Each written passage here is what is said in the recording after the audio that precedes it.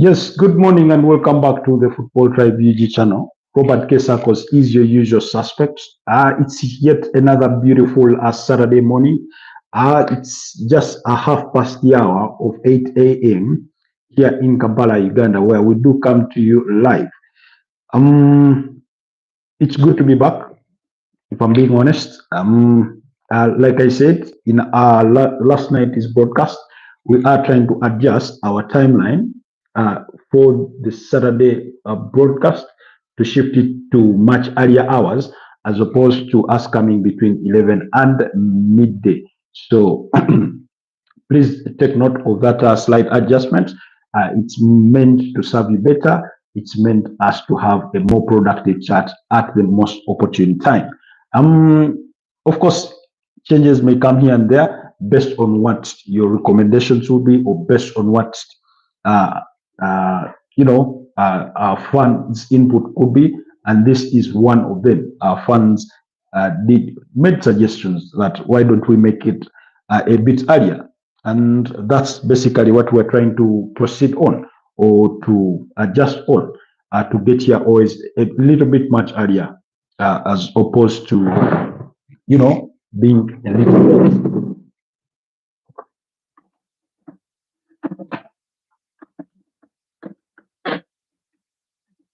Apologies. I had to have my phone plugged in there, so for power, so that we do not run out of battery during the course of the broadcast. But it's good to be back. It's good to be back. We're going to be discussing plenty of issues in this morning edition of Saturday Sports. There's a lot to talk about. We did discuss some of these things last night for those of you that were able to be part of our broadcast, while others weren't part of it. We will sort of revisit some of the topics that we did discuss, but top of that agenda is Paul Pogba. And I mean, Paul Pogba hasn't been so much in the media recently until a couple of weeks back, when new information came to light. Once that information came to light, I thought it was worthy of us, revisiting. But more importantly, that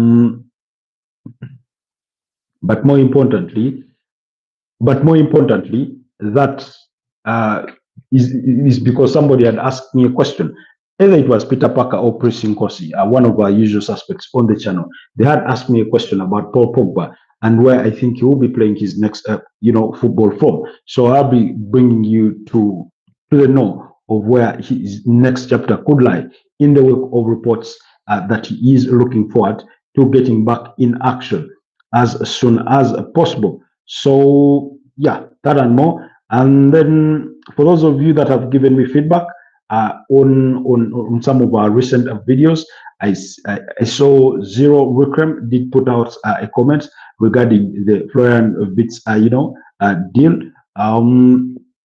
But also maybe I'll get to respond to him. Anyways, how are you guys doing? How is your morning? How is your weekend? I know it's a weekend. There's plenty to look forward to. There's the FIFA Club World Cup that gets underway this weekend on Sunday, with kickoff set for about 3 p.m. when Inter Miami take on Al Ahly from Egypt, and then later we'll have Auckland City at 7 p.m. Face off with Bayern Munich, while at 10 p.m. East African time we will have the biggest game of the opening day of match day one. That's between Paris Saint-Germain and Atletico de Madrid. So a lot to go around for. So where do we get things started from this morning? I'm thinking we start with the FIFA Club World Cup because that's I mean, that in some form of way or shape is the biggest story of the weekend. I know. It may have not yet received the kind of publicity that we had all hoped it would receive, or that it does sort of deserve, but that's based on a number of factors, some of which we have previously stated on this channel. So if you're just joining us, just kindly click on that like button on the broadcast. And if you're new, please do not forget to subscribe to the channel. So let's start with the FIFA Club World Cup. Yes, the new edition of the FIFA Club World Cup gets underway on Sunday, that's June the 15th, in the United States of America, to be played across 11 cities. 32 teams taking part in this one. It's an all, it's a FIFA Club World Cup, and in this time around, they are trying to make true to the world, because it's not a mere selection of a couple of teams here and there, as we have previously witnessed. Okay, not selection per se, but a handful of champions that have participated previously. So this time around, we have more teams. We have a total of 32 teams that are going to be taking part in the edition of the FIFA Club World Cup. It is no less similar to the previous editions of the FIFA World Cup in terms of format and terms of play. Of course, 32 teams grouped in in groups of 8, with each group having 4 teams. Those teams will play at least 3 games at the group stage, and the top 2 will advance to the round of 16. At the round of 16, of course, they will, be paired to meet each other, and then we'll go for the knockout race. Round of 16, quarterfinals, semi-finals, and subsequently it will climax with the final that will be played on the 13th of July. So that's the tournament in itself. In regards to the group stages, like I said, 8 groups. Group A has Al Ahly from Africa, Inter Miami from, of course, that's the Major League Soccer. I think they are in the, is it Eastern Conference? Because now the US Major League Soccer is a composition of 30 teams. Now those 30 teams are split into 2 divisions. That's the Eastern Conference and the Western Conference. But the compilation of their league table format is altogether of 30 teams, similar to what we did witness in the UEFA Champions League, the just previous campaign, where you have as many as 36 teams are participating, all teams being grouped in 4 groups or in 4 pools of 9 teams apiece. Now, those 9 teams play each other, but they are all graded under one table. So that's really what happens with the US Major League Soccer. Then the other team is Palmeiras and AFC Porto that do complete Group A, while Group B has Atletico de Madrid, Botafogo, Paris Saint-Germain, and Seattle Sounders. Group C has Auckland City, Bayern Munich, Benfica, and Boca Juniors, while Group D has Chelsea, ES Tunis, Flamengo, and Lyon. Group E has Inter Milan, Monterrey, River Plate, and UAR Reeds, while Group F has Borussia Dortmund, Fluminense, Mamelodi Sundowns, Uslan, and then Group G has Al Ain, Juventus, Manchester City, and Wydad Casablanca or Wydad AC, while the final group, that's Group H, has Al Hilal, Pachuca, Real Madrid, and RB Salzburg. So those are the standings in regards to those are the different groups from the FIFA Club World Cup. Now, match day 1, of course, will get underway, like I said, tomorrow, and then it will run until Thursday next week. So Al Ahly do open the tournament when they take on Lionel Messi's Inter Miami. For those of you that do not know, Inter Miami are under the charges of former Liverpool and ex-Barcelona midfielder Javier Mascherano. So that's the Inter Miami side that has players like Luis Denis Suarez, Sergio Busquets, Jordi Alba are all part of that Inter Miami side. So that's the team Al Ahly from Egypt will be playing. That game does come at 3 p.m. East African time, while Bayern Munich at 7 p.m. will be up against Auckland City. Auckland City is another team from the Major League Soccer. Then Paris Saint-Germain at 10 p.m. That's the game we're most arguably looking forward to, between Paris Saint-Germain and Atletico de Madrid at 10 p.m.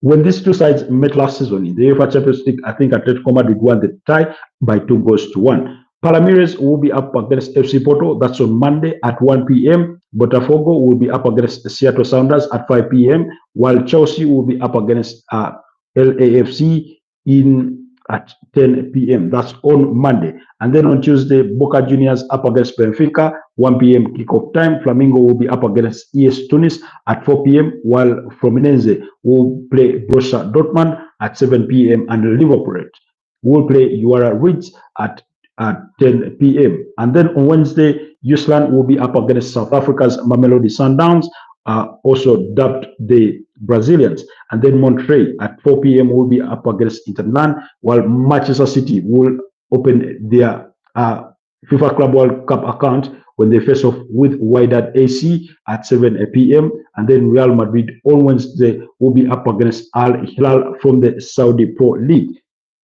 Then on Thursday, we will have only 2 games kicking off at 1 p.m. and at 4 p.m. respectively. That's Pachuca up against Red Bull Salzburg, while Al Ain will be up against Juventus. That's to complete match day 1. And then, fixtures will proceed into match day 2 and match day 3 respectively, as we will be informing you at a much later date. So that's the FIFA Club World Cup for you. Like I said, all teams that are going to be participating are really eager to win this tournament. One, it's the first of its kind. It's a revised version of the FIFA World Cup. So the trophy in itself was changed. For those of you that do follow this channel, evidently, you've probably seen that trophy in some of our videos. So the trophy was changed in terms of design, and also they've made it more inclusive. Now, all teams would want to win the debut edition of the expanded FIFA Club World Cup, and Real Madrid president Florentino Perez has since gone on to promise his players that he would be willing to pay them in the excess of 1 million euros each if they do go ahead and win this edition of the FIFA Club World Cup. So some of the teams that I do tip are, as contenders or key contenders for this particular competition.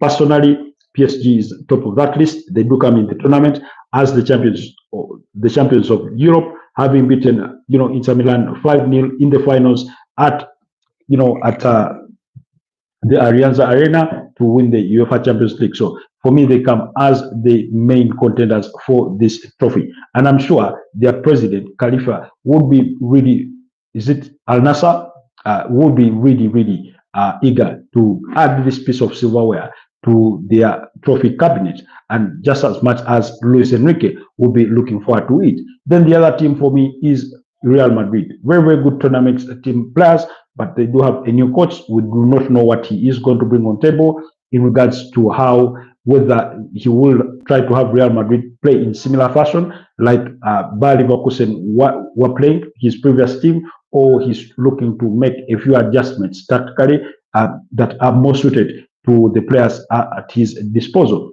Real Madrid have already signed some players, including Alexander Trent-Arnold from Liverpool for 10 million euros. Yes, I said 10 million euros because while he had initially joined as a free agent, they ended up paying 10 million euros to Liverpool, so that Liverpool see him out of his contract early enough for him to be part of this tournament. Then they did sign Dean Howson. Dean Howson did join them from AFC Bournemouth after activating his £50 million release clause. That's for the 20-year-old Spanish international, who, by the way, Bournemouth had just signed the previous summer or so from Juventus. And then of course the other player is Franco Mastattuano, who they've signed from Liverpool for $45 million. However, Mastattuano will return to River Plate and play for them for the FIFA Club World Cup before then completing his switch on August the 14th to Real Madrid. That's the arrangement the two sides have, but though he is officially a Real Madrid player. And then moving forward away from that is the other that I could tip for this competition is FC Bayern Munich. Now, Bayern Munich in itself, I mean, they're a big team. Historically, they do have the pedigree, not particularly in this competition per se, but as kings of Europe, anything can happen, really. I do give them a chance to be really key contenders in as far as this particular edition of the tournament is concerned. And away from that, I think those for me are the major key contenders: Real Madrid, PSG, Bayern Munich. Now, that's not to say that I get to write off teams like Manchester City or teams like Fluminense.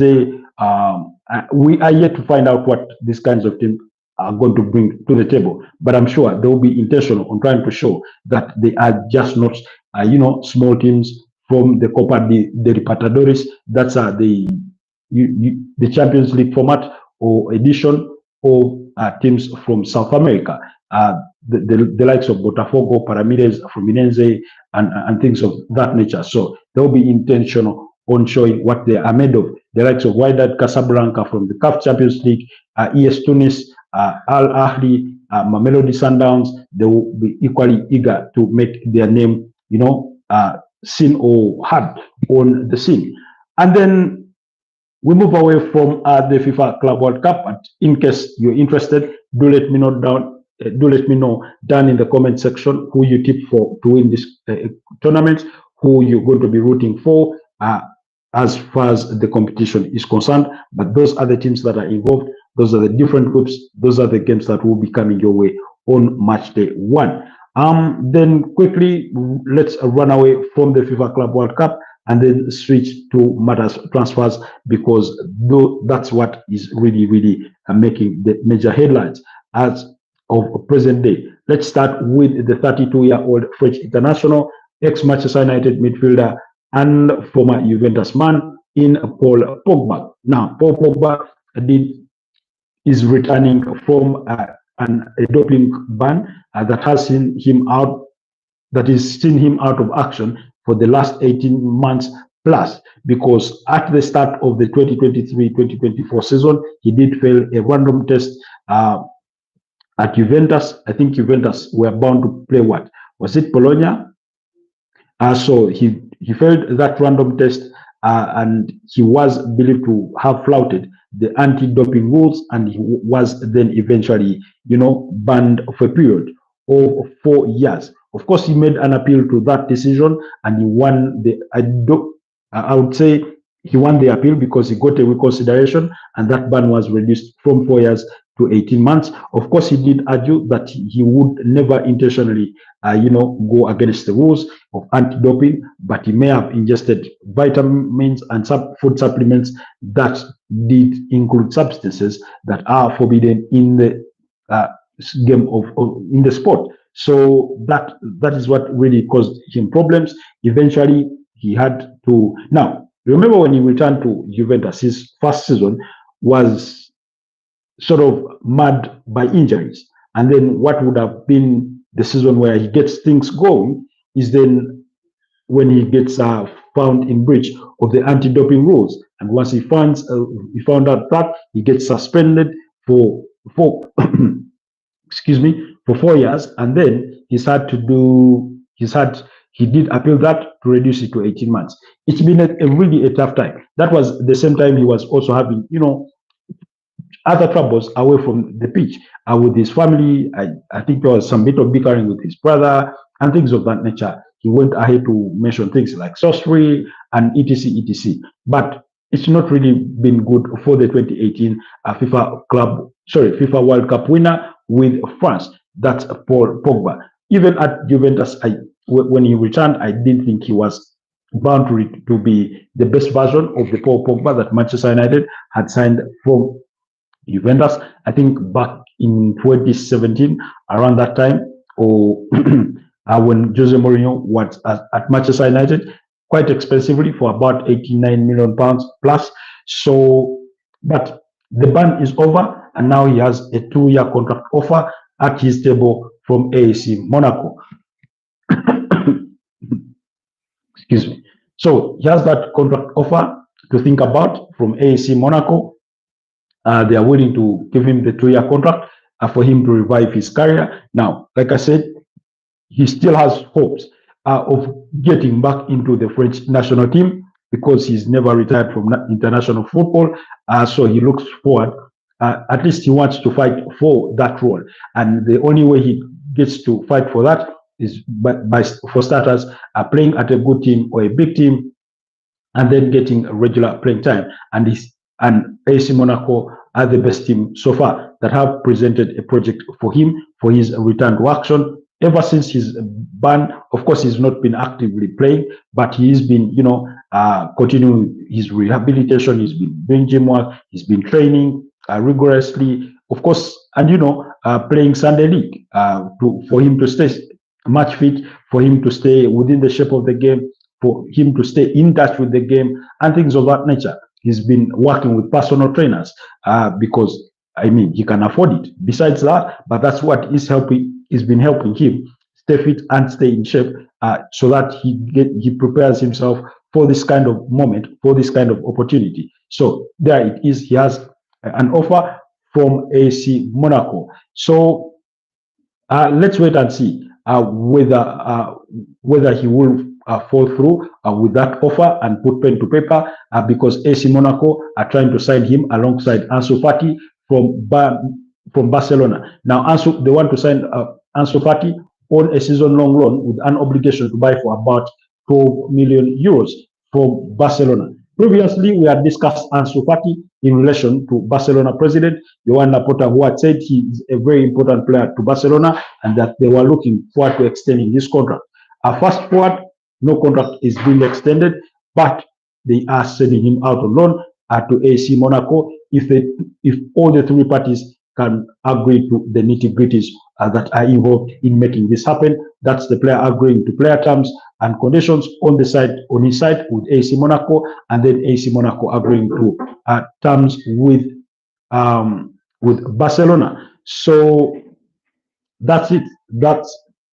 There you have it in regards to Ansu Fati, in regards to Paul Pogba, but Paul Pogba is bound for a move to AC Monaco. Then away from Paul Pogba, the other player that is back in the news in different style, not that he never was, is Nico Williams. And the reason that's why I say he's back in the news this time around in a different format is because Barcelona are back in contention for Nico Williams. Now, previously, again, it was the same Barcelona president, Joan Laporta, who had informed the world that they had cooled down their interest in Nico Williams, favoring, looking at other options, that their interest had ended had ended last summer. Now, last summer, Nico Williams, in the aftermath of the Euros 2024, in which he was really quite impressive, he had been linked with a potential move to Barcelona among a whole host of other clubs that were interested in his services, the likes of Arsenal, Chelsea, Liverpool, etc. Now, of course, he did not make the transfer. He ended up staying at Athletic Bilbao with major concerns over his wage demands or his current wages, because he's on really, really high wages at Athletic Bilbao. So fast forward, when Joan Laporta said they had pulled out, that they were no longer interested, that they were looking at other options, we thought that maybe gave teams like Arsenal, like Chelsea, an even bigger chance to sign the 22-year-old Spanish forward. So while that was the case, again, none of those solidified their interest with concrete talks with Athletic Bilbao. They do know, they are well informed about his release clause, believed to be in the region of about 58 million euros to about 60 thereabout. But in terms of wages, they do know he's on high wages, and he would ask for high wages if he were to, join either of the teams, the likes of Chelsea or Arsenal. But then this summer, it has been AFC Bayern Munich that were leading the rest to sign him, because they have lost Leroy Sané, who is joining Galatasaray on a 3-year contract. So they are in the market searching for a replacement. Their top priority is Bradley Barcola from Paris Saint-Germain, but they are aware that PSG do not want to sell the 22-year-old French international. So a deal for him may prove to be a little too difficult, or perhaps even too expensive to Bayern Munich's taste. So then they move to option 2, which is Nico Williams. Among other options is Rafael Leao from AC Milan, Kaoru Mitoma from Brighton and Hove Albion, while Cody Gakpo has also been considered. That's from Liverpool. But talks had been held with Nico Williams' camp. 2 meetings did take place during the course of this week with Nico Williams' agent, and the player had signaled to Bayern Munich that he would be open to the idea of making the switch to Munich. Now, while we are still digesting all that, of course, Bayern Munich being informed about his release clause, I think they had no qualms with that, but their sticking point again was his wages that are believed to be in the excess of about 7 to 8 million euros in terms of net pay, and that if he were to join Bayern Munich, he would ask at least for 20 million euros as gross pay. So while Bayern Munich was still mulling over that, Barcelona came back in the conversation. Now, it has always been the player's dream to join Barcelona too. His preference, as has been widely reported, is to stay in Spain if he gets the good offer. And by the way, just I think at the very start of this week, or at the tail end of the previous week, we were starting to hear murmurings linking him with a potential move to Real Madrid, because Real Madrid equally appreciate him as a player, although those have since been reduced to mere rumors. Then, so his preference would be to stay in Spain, and then meaning Barcelona coming in for him would really give him that opportunity. Besides that, Barcelona is a dream team for him. That's where he would ideally want to play next. And then Barcelona having a very good project under Hansi Flick. We've seen all the youngsters, the Pau Kubasi, that are thriving. Of course, Pedri and Gavi in there, Ferran Torres, Fermin Lopez, Dani Olmo. We've seen Lamine Yamal, how he is thriving in that side. Of course, the 28-year-old Brazilian in Rafinha, Robert Lewandowski, even in his advanced age, still banging in the goals. I think finishing with a tally of about 25 goals in the Spanish La Liga last season, and things of that nature. So it's a really an attractive project that did win the domestic treble last season. They won the Supercopa Hispana, beating Real Madrid 5-2 in the finals, and then beating the same side 3-2 in the finals of the Copa del Rey to win it, and also walked away with their 28th accolade of the Spanish La Liga. So it was an impressive season. It is an attractive project for any players that Barcelona may be interested in. Now, as preference, Deco had pointed out, that's the sporting director for Barcelona, that they will be interested in signing either Luis Diaz from Liverpool or Marcus Rashford from Manchester United. Now, they did hold talks with Marcus Rashford's representatives, and he had signaled that he would be willing to take reduced wages in order to see out a move to Barcelona, because arguably it would equally be a dream move for Marcus Rashford. That's the 20-year-old England international who is equally looking for regular football time ahead of the FIFA World Cup 2026, which most players are going to be aiming at, a shot at with their respective national teams. And then Barcelona approached Liverpool over the signing of Luis Diaz, but Liverpool rebuffed those offers. They declined the attempt to sign the 28-year-old who has only 2 years left to his contract at Liverpool, and yet contract renewal talks have not been held. The player himself, while on international duty, Luis Diaz, did acknowledge that they were speaking to other clubs in the wake of the fact that Liverpool are yet to offer him, are yet to bring on table any contract talks.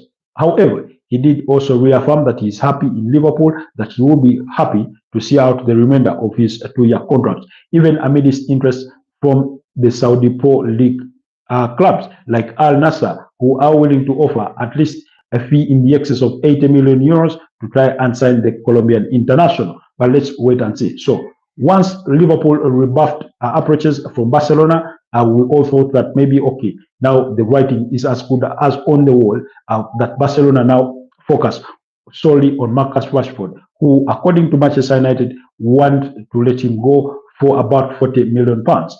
Now, again, that is seemingly not the case, because Barcelona yesterday did hold meetings with Nico Williams' representatives to discuss a potential move to Camp Nou. And according to the results of those meetings, first of all, the player is open to joining Barcelona. Two, he is willing now, and this is the twist of things, or how things become easy for you when you're trying to sign a player whose dream move has already been to play for a club like you. We did see that with, I think, last summer when Arsenal were signing Riccardo Carafiori from Bologna.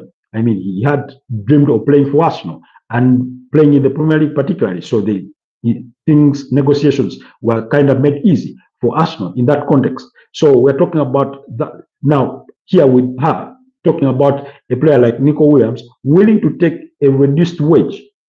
We all know about Barcelona and how they tend to struggle sometimes to register their new players because of the wage caps in the Spanish La Liga and everything to do with their finances and things of that nature. We all know a thing or two about that. But the player is willing to even take a pay cut or a reduced pay in order to see out a move to Barcelona. So and this was according to Fabrizio Romano, saying that Barcelona got clear message from the player on being open to joining the club this summer.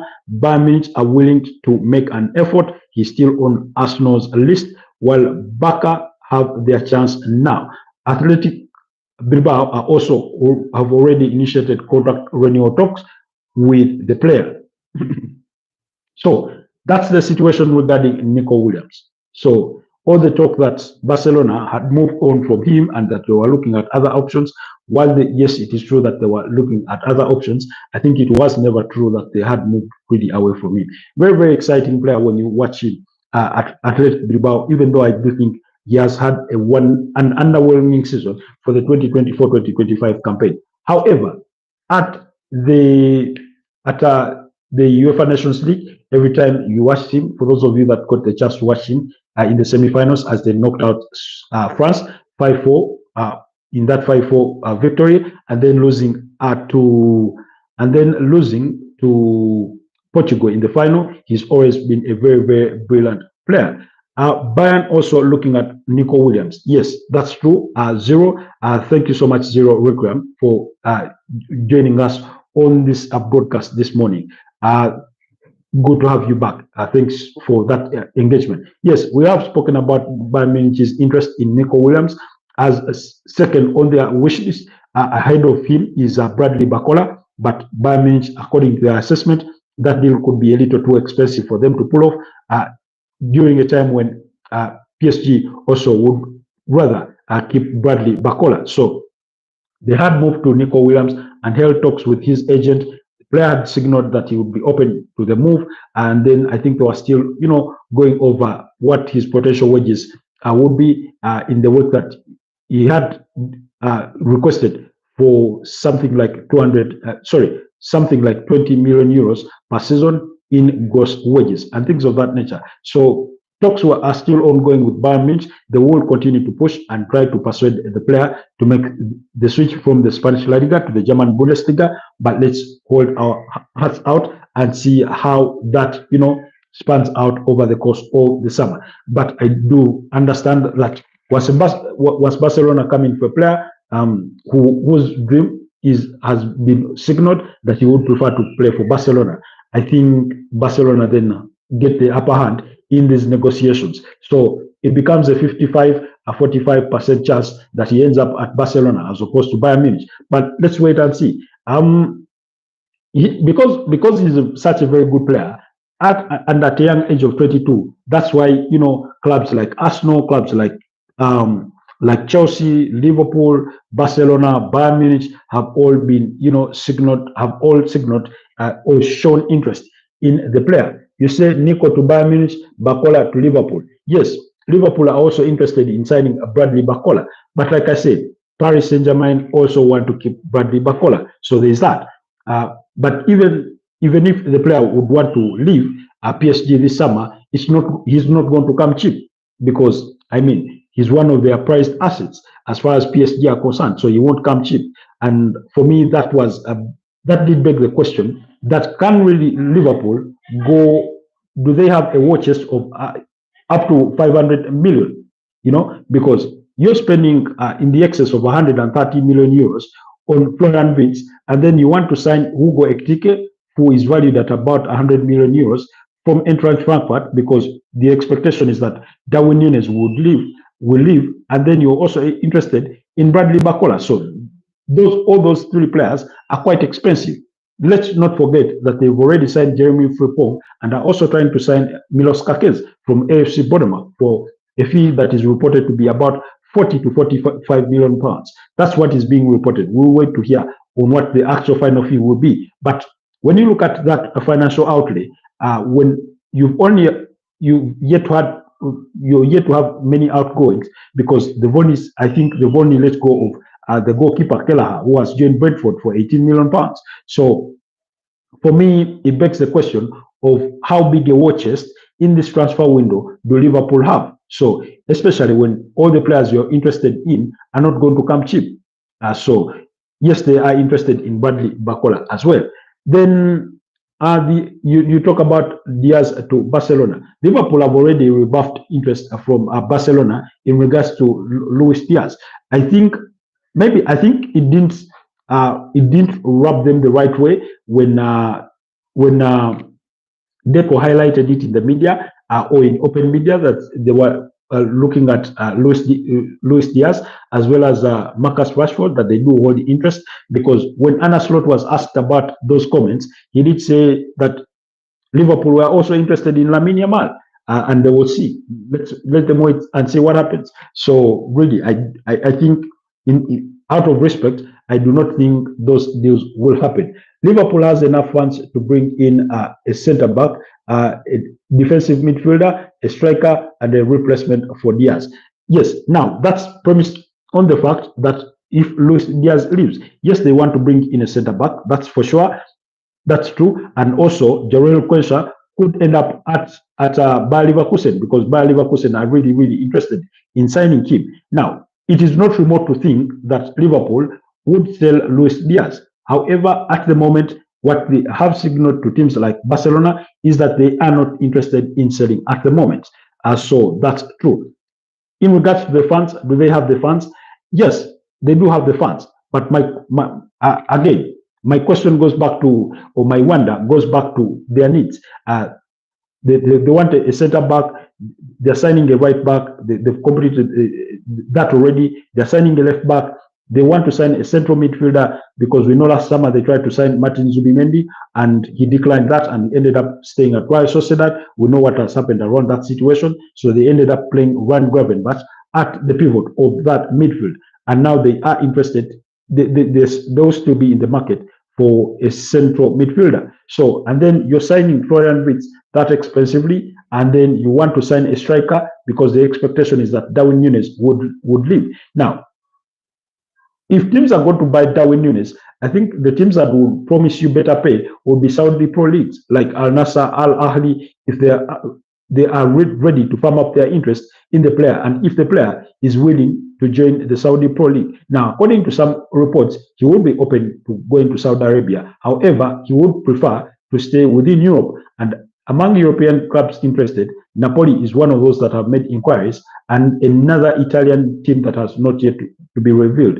Now, I do not think many Italian teams will be ready to make a financial outlay in the excess of 75 million euros, which is believed to be the asking price for Darwin Núñez from Liverpool. So let's wait and see how that transpires. Zero. You say Luis Diaz has long stated he wanted to play for Barcelona. Yes, he has long stated he wants to play for Barcelona. That could be true. But then if Liverpool are not willing to sell, particularly this summer, then he's not going to force a move away. He's not going to force a move away because he still has 2 years left for his current contract. Talks about Núñez to go to Atletico Madrid. Now, those talks have come in the wake of interest for Julian Alvarez. Now, there's been speculation linking Julian Alvarez with the potential move to Arsenal. How concrete those reports are I'm yet to be convinced that they are quite solid beyond the relationship or the fact that Julian Alvarez was signed by Andrea Bata, who is the former sporting director for Atletico Madrid, who is now at Arsenal. Beyond that, I'm still trying to find whether there is concrete information to that. But to all credible sources that I have looked at, it's really a little far-fetched in that respect, because we're talking about a player that they just signed quite expensively last summer, and he's had a very wonderful debut season. As far as his life in Atletico Madrid is concerned. He's been, the mainstay there. He's been a regular starter, and that kind of thing. So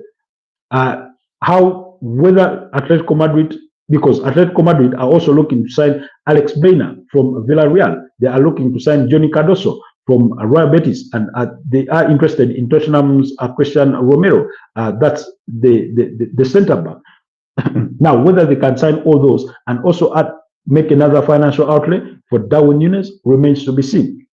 But it is true that for every outgoing that Liverpool do permit, then it gives them more room to go out back in the market and spend. And in fact, Liverpool have signaled to Hugo Ekitike that they are interested in him, and the player is also being reported that he is interested in making the switch to Anfield. However, they've also been open enough to tell him that his arrival largely depends on the departure, or largely depends on certain departures, Darwin Núñez being the culprit in this particular case. So you can see that Liverpool would maybe consider moving on Darwin Núñez before signing Hugo Ekitike, because let's assume you go and sign Hugo Ekitike before you move on Darwin Núñez. It then puts you under pressure to move Darwin Núñez on, and that means that teams that are negotiating for Darwin Núñez are look to say, I mean, you could still keep him,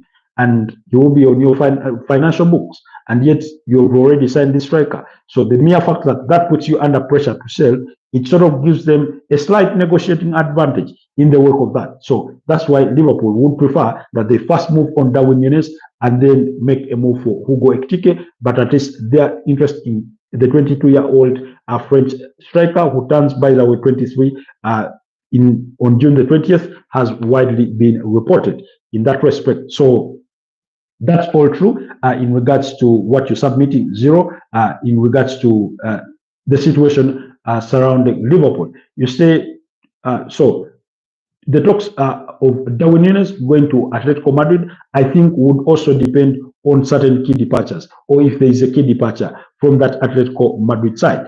Of course, we know they lost. They sort of misfired with João Felix, who they signed quite expensively years gone by. But they are always looking to have that, target man. Atletico Madrid have always had that solid big striker. We've seen it with Sergio Aguero, we've seen it with Fernando Torres, we've seen it with Diego Forlan Colanzo, and all the other strikers they've had during that spell. And how they went on to sign Alvaro Morata, they still wanted to have that target man. So they are always interested in having that outright number 9, the natural number 9. Even though they've extended Antoine Griezmann's contract, but we all know Antoine Griezmann is, preferably a 10. And same goes for Julian Alvarez, by the way. As much as he's played as a 9, I think predominantly growing up he was a 10. But, he's really done well in that role. So that's the situation regarding Liverpool, regarding Luis Diaz, regarding, Bradley Barcola, regarding Nico Williams. And so there are so many moving pieces that are dependent on one another. Things happening here could cause things to happen there, and in that kind of sense. Then we move on to Kyle Walker. Now, Kyle Walker has an offer from Fenerbahce. Fenerbahce are seriously interested in signing Kyle Walker from Manchester City, who he did spend the last part of last season on loan to AC Milan. However, AC Milan did not go ahead to sign him permanently, even though they had an option to sign him for about £4.2 million from Manchester City. He's been told he's surplus to requirements at Manchester City, and he wasn't named as part of their FIFA Club World Cup squad that did, I think, fly out the other day or yesterday to Miami, where they are camping ahead of the FIFA Club World Cup. So let's keep our eyes on that deal as well. Kyle Walker to Fenerbahce. We know Fenerbahce have already missed out on Leroy Sané, who has opted to join their rivals in Galatasaray on a 3-year contract. And then the other is regarding Stefano Pioli. Now, Stefano Pioli, you remember he did guide AC Milan to the triumph of the Scudetto in 2022. He's been at Al Nassr and he's set to leave Al Nassr with the expectation that he will join Fiorentina as their head coach there. And if that plan goes through, he would want to go with Edin Dzeko. He would want to sign Edin Dzeko to Fiorentina. Now, I mean, Edin Dzeko is one of those players that is still playing good football. It reminds me of Peter Crouch. Giroud is within the same sentence there. Luka Modric, who is 39. James Milner was just yesterday, handed a one-year contract extension at Brighton and Hove Albion. Jordan Henderson, they're still playing. We're talking about players that are really who are really in advanced age, but they are still really playing their trade out there. So that's the situation regarding those players. Anyway, the other player is Bryan Mbeumo. Let's talk about Bryan Mbeumo. Now, Bryan Mbeumo, we all know, has expressed interest in joining Manchester United over all his other suitors like Newcastle, like Arsenal, like Tottenham Hotspurs.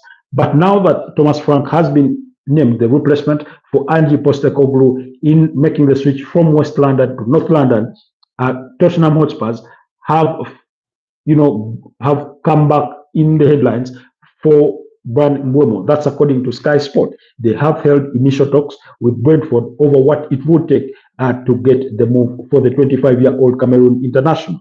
And according to Brentford, they do value the player at about £70 million. £70 million. That's the valuation of the player.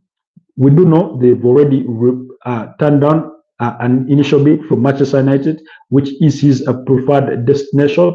That bid was in around £55 million, with £45 million being the guaranteed fees and £10 million to come in expected add-ons. So they've turned that down. They are hoping for a second bid in the excess of £60 million, although some sources do report that bid was made. Although the situation surrounding Thomas Frank, at the time, going through the process of making the switch to Tottenham, sort of put those negotiations on the back seat or in the pecking order of Thomas Frank's future. He's formally joined Tottenham on a 3-year contract, and some of his backroom staff from Brentford will be joining him in North London. But like I said, Tottenham do have concrete interest in Bryan Mbeumo, and they are willing to offer, an offer. They are willing to make an offer better than that of Manchester United's opening bid.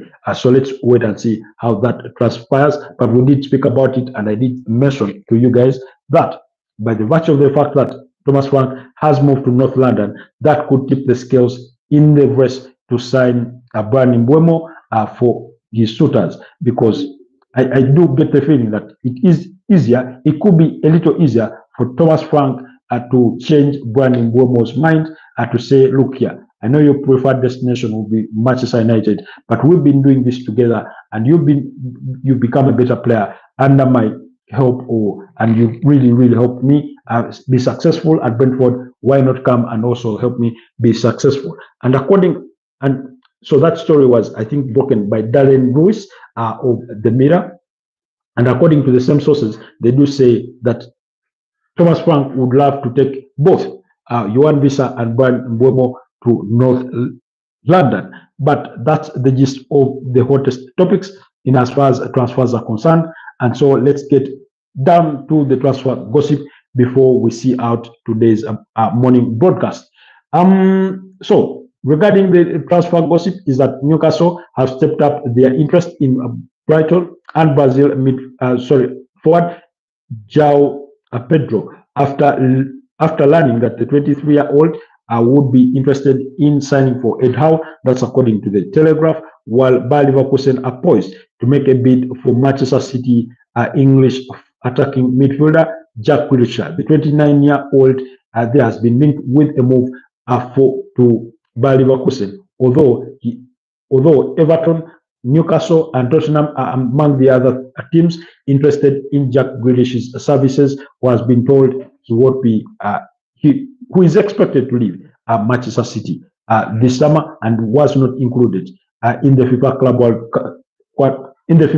World Cup squad for Manchester City. But Bayer Leverkusen are also interested in signing James McAtee from Manchester City. That's the 22-year-old. Then they are also looking at Justin Kluivert from AFC Bournemouth as the perfect replacement for Florian Wirtz. Now, Justin Kluivert is one of those players that has played across the entirety of the top 5 leagues, in Europe. Coming from Ajax, he did join, I think, AC Roma, and during his time at AC Roma, he did make loan moves to RB Leipzig. He spent there a season-long loan. He did go to France and play in Nice for Nice on a season-long loan, and he's been around.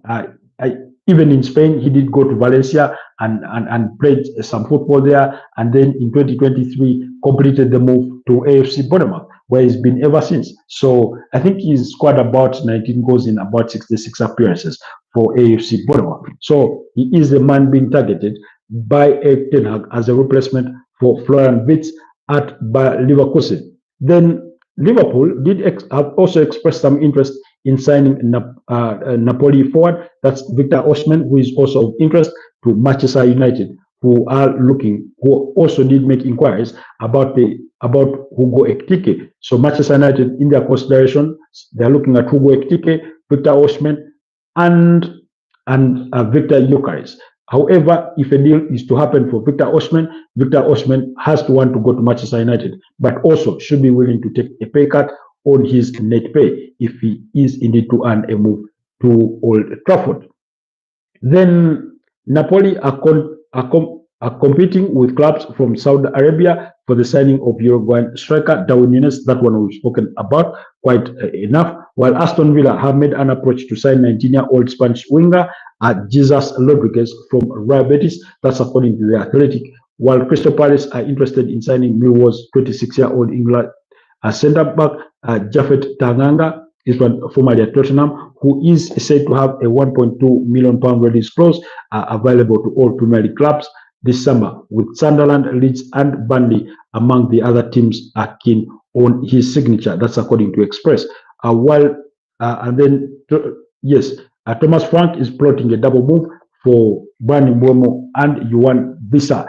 These two had quite the incredible partnership last season, with one posting, I think, 19 goals and the other 20 goals. So they really had a very good partnership last campaign. And then Rangers are set to they're set to let go of 30-year-old Akrail Desas to join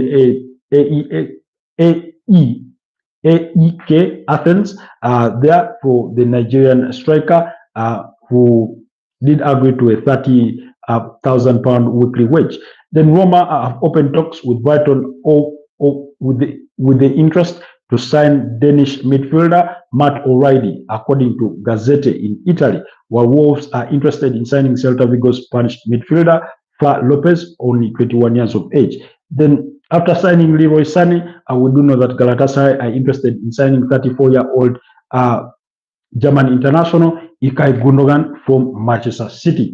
And they also remain keen on resigning Victor Osimhen on a permanent deal from Napoli. However, their last bid did fall short of his release clause. Then Manchester City are set to sign a French striker, Mohamed Sangare, 18 years of age, from Paris Saint-Germain on a 5-year deal. That is according to RMC Sport in French. While Lazio are interested in signing Ruben Loftus-Cheek, the former Chelsea midfielder, currently at AC Milan, to have him reunite with his former Chelsea boss Mauricio Sarri. He is 29 years of age. Ruben Loftus-Cheek. While Marseille and FC Porto are among clubs interested in signing Swedish winger Ronny Bach, 19 years of age, from Copenhagen. So that's the latest of the transfer gossip. But like I said, in the situation regarding Victor Osimhen, if he is to complete a move to Manchester United, who are interested in his services, he ought to want the move, and he should be willing to take a pay cut on his net pay if he is to earn that move.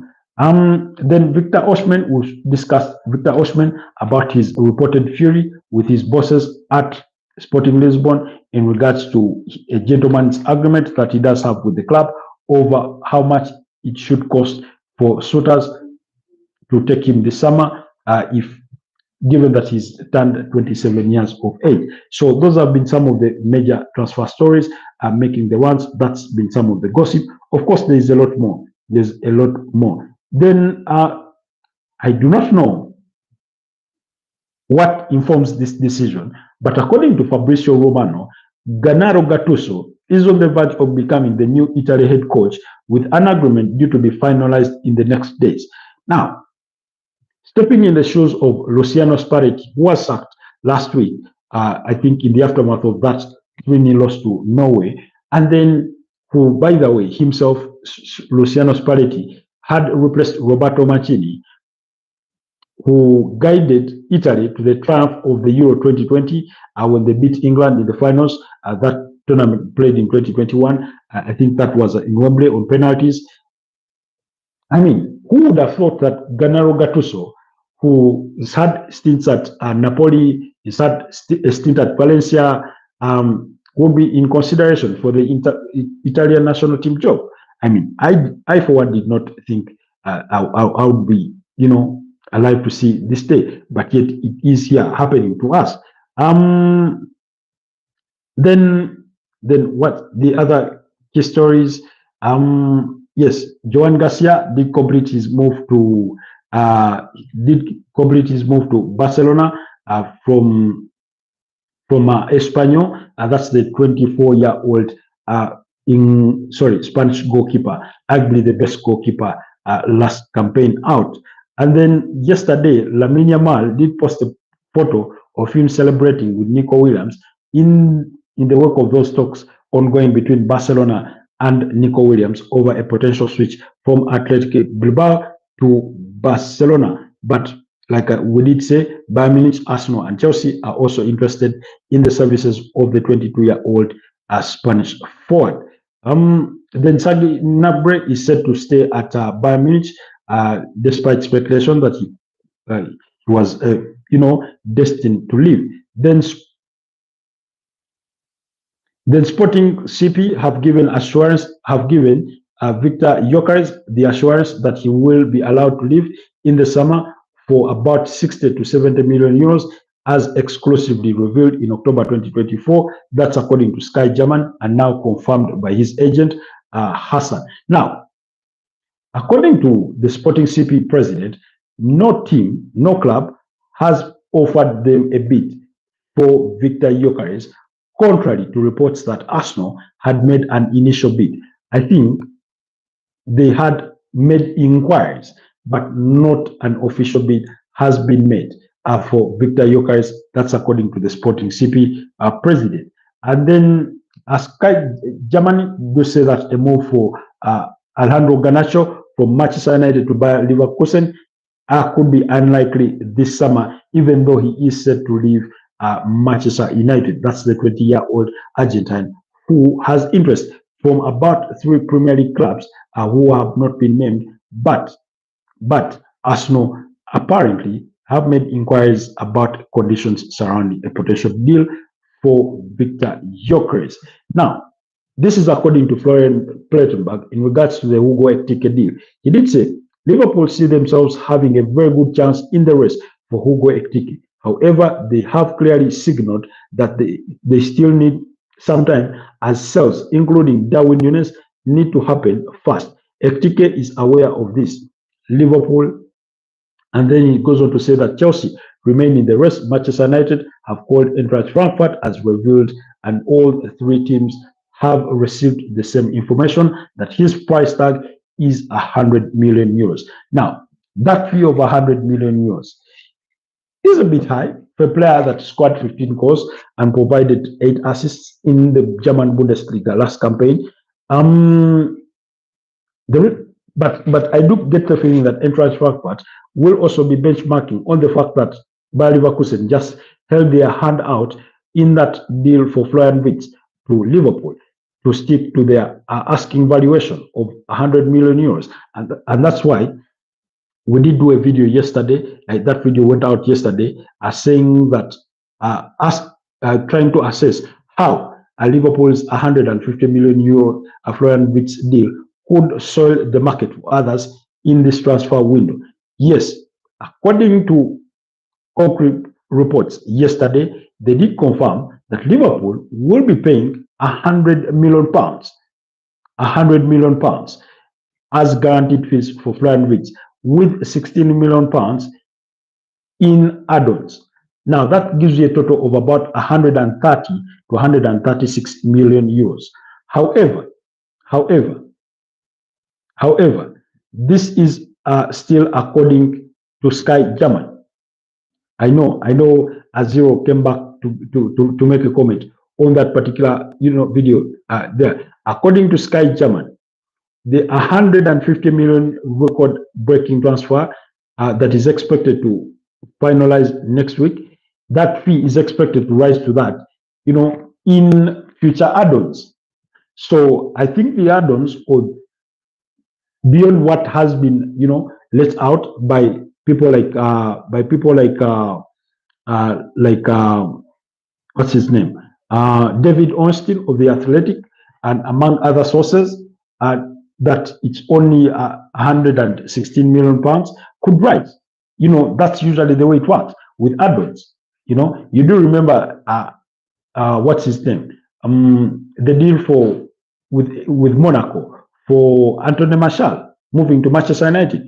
It had add-ons like if he reached 25 goals in a certain time period, that they would pay Monaco an extra 8 million pounds. So for me, it's not remote to think that that deal could rise to 150 million euros in total package. And yes, this was according to Florian Plettenberg. Yes, that final details had been settled for Florian Wirtz. Said Liverpool said to pay a fixed fee of around 130 million euros to 135 for Florian Wirtz. And he went on to say that, understand, he will sign a 5-year contract that has pretty much been revealed.